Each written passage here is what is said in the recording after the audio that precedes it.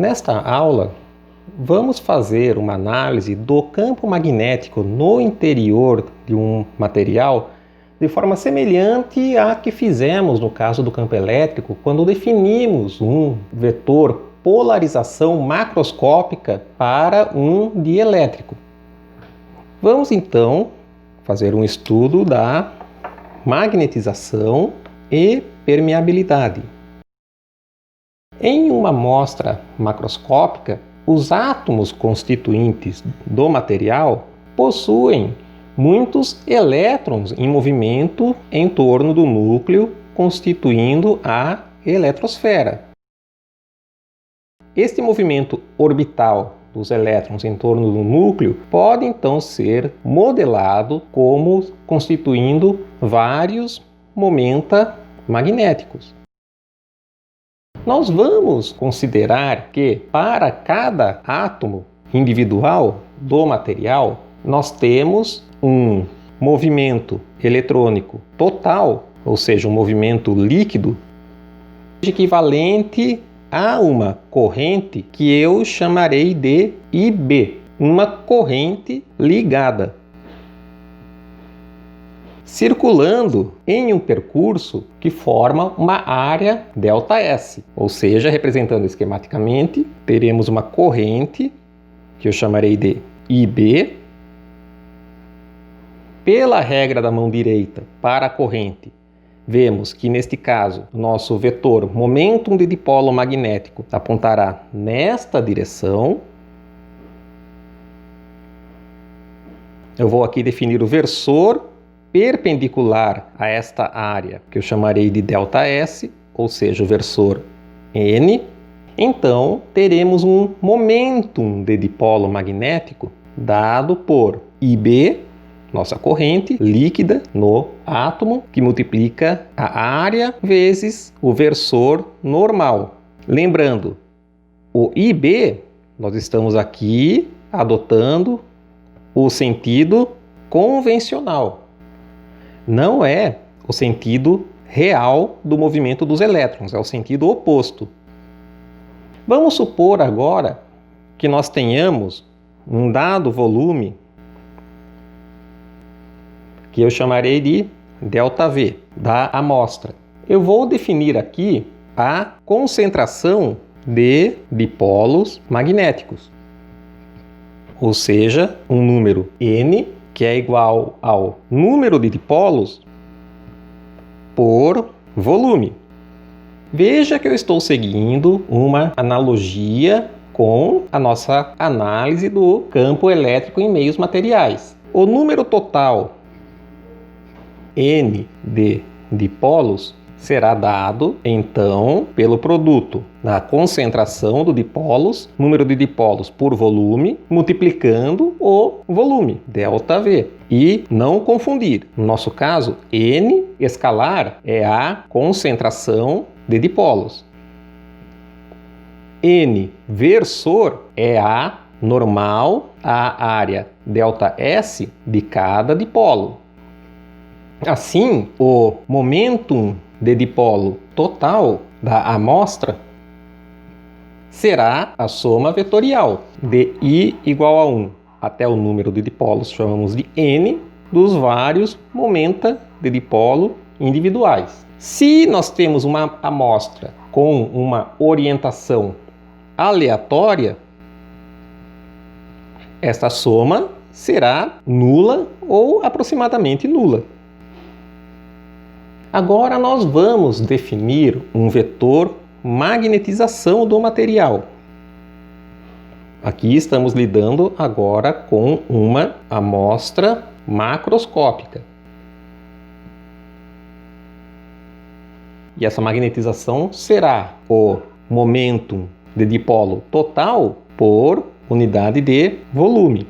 Chamarei esta magnetização de M, é um vetor, será igual ao momentum de dipolo total, ou seja, estamos aqui somando de I igual a 1 até N os vários MI e dividindo tudo por ΔV. Só que nós estamos tomando um valor médio sobre este elemento de volume ΔV, que deve ser grande para conter muitos átomos, mas pequeno para que possa ser considerado um incremento. Por isso que eu coloco aqui um limite de ΔV tendendo a zero. Vamos tratar das unidades, sempre tendo em vista o nosso Sistema Internacional de Unidades, metro quilograma segundo, MKS. Nós sabemos que momento de dipolo tem unidades de corrente, que multiplica a área, ou seja, no MKS, ampere vezes metro quadrado. Assim, a magnetização M terá a unidade de momento de dipolo por volume, ou seja, ampere, que multiplica metro quadrado sobre metro cúbico, que no final resta ampere por metro, que é exatamente a unidade de campo magnético H no Sistema Internacional de Unidades. A magnetização possui as mesmas unidades de campo magnético. Vamos supor agora que estamos aplicando um campo magnético B, ou, mais precisamente, um campo densidade de fluxo magnético externo à amostra. Não é mais o campo dos diversos momentos de dipolo. É um campo magnético que está sendo aplicado. Nós teremos como efeito um alinhamento preferencial dos vários MI na direção do campo. Nós já analisamos isso quando estudamos o efeito do campo magnético externo em um momento de dipolo através do torque. Nosso objetivo aqui é analisar a situação pela lei de Ampère. Estou tirando a amostra do estado de aleatoriedade na orientação dos diversos momentos de dipolo. Então vamos supor que temos agora uma série de momentos de dipolo alinhados preferencialmente em uma dada direção. Quão eficiente, perfeito é este alinhamento depende da amostra, das características do material e da intensidade do campo magnético. E vamos considerar aqui, se nós estamos lidando com a lei de Ampère, uma lei circuital, eu vou considerar um dado circuito de formato arbitrário. Então eu tenho os vários momentos de dipolo envoltos por este circuito que eu chamarei de C. Estes momentos de dipolo farão, em média, um ângulo que eu chamarei de θ com o plano deste circuito. Vamos tomar um dado comprimento finito deste circuito que eu chamarei de ΔL. Não estou aqui ainda tratando de um elemento diferencial, por enquanto é um elemento finito.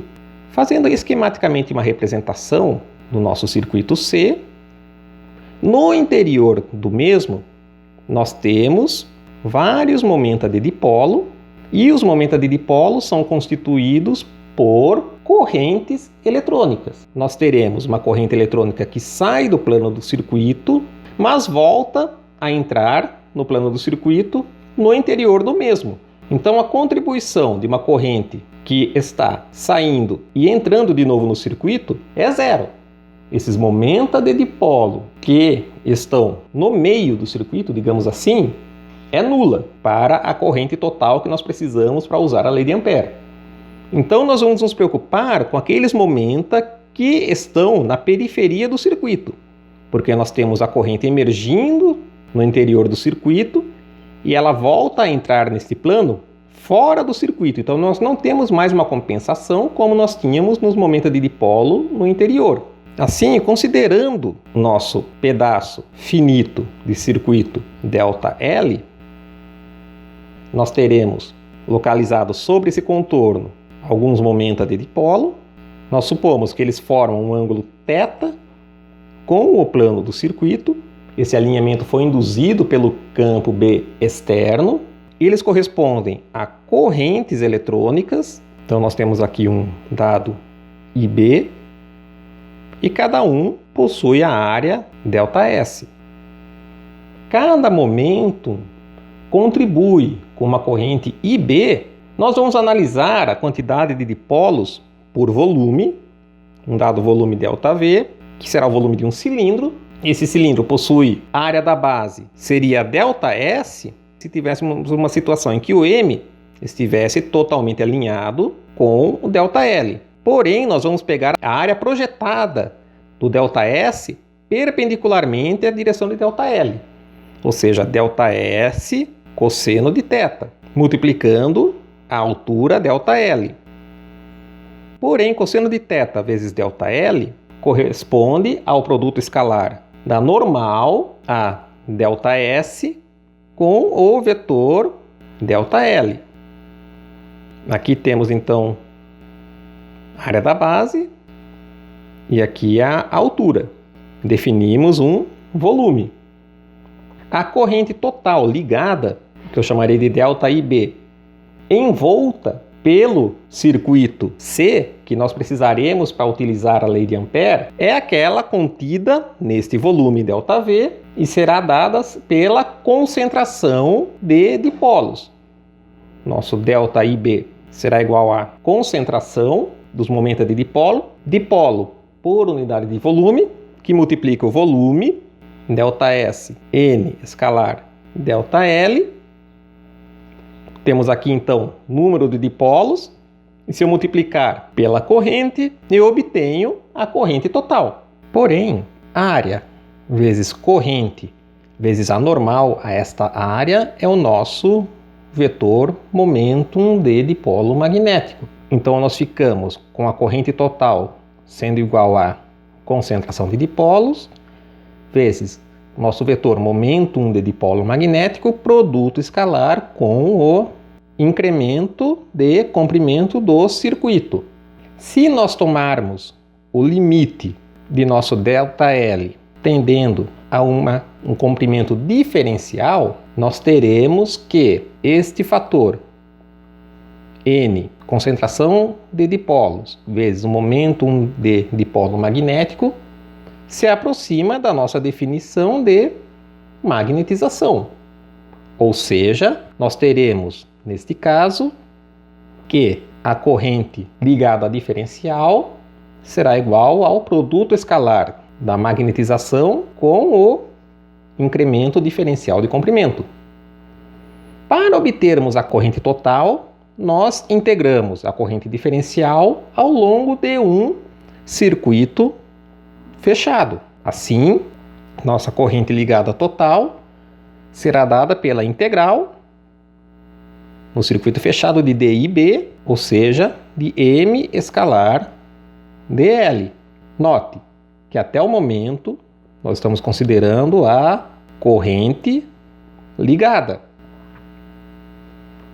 O material pode também estar submetido a uma diferença de potencial. E, no caso de um condutor, isso ocasionará um movimento de cargas livres, ou seja, uma corrente livre. A corrente total no material será dada pela soma da corrente ligada com a corrente das cargas livres. A lei de Ampère diz respeito à corrente total envolvida por um circuito fechado. Ou seja, como nós já vimos, a integral ao longo de C do produto escalar do campo com incremento de comprimento será igual a corrente total, que é igual a corrente livre mais a corrente ligada. Porém, nós acabamos de ver que a corrente ligada é integral todo o circuito fechado de M produto escalar com dL. Ou seja, nós temos aqui a corrente livre mais a integral fechada em todo o circuito de M escalar dL. Portanto, nós podemos passar essa integral para o outro lado. Estamos integrando em dL ao longo do mesmo circuito C. Podemos juntar essas duas integrais em uma. Assim, nós ficamos com integral em um circuito fechado do nosso campo H, que é exatamente, por definição, B sobre μ0, menos o nosso campo magnetização, escalar dl nos fornecerá a corrente livre. Estas são as expressões que nós obtivemos. A nossa expressão para a corrente livre nos permite definir um novo campo H como sendo exatamente B sobre μ0 menos o campo de magnetização. Com esta definição, a nossa expressão para I se torna simplesmente integral sobre o circuito fechado de H escalar dl igual a I. Nós mantemos assim a lei de Ampère e consideramos apenas a corrente livre. Lembre-se, B é o campo, densidade de fluxo magnético externo. H é o campo magnético total no interior da amostra. Esta nova expressão para H se reduz à nossa antiga, como sendo B sobre μ0, quando nós estamos em um meio sem magnetização, ou seja, quando M for igual ao vetor nulo. Nós podemos escrever cada corrente em termos de densidades de corrente. Se aplicarmos o teorema do rotacional para cada caso, nós vamos obter que o rotacional da magnetização nos fornece a corrente ligada, o rotacional do campo de densidade de fluxo magnético nos fornece a corrente total e o rotacional do campo magnético total, H, nos fornece a densidade de corrente livre. Estas expressões são análogas às que tivemos na eletricidade para os campos elétrico e densidade de fluxo elétrico, quando definimos a polarização P.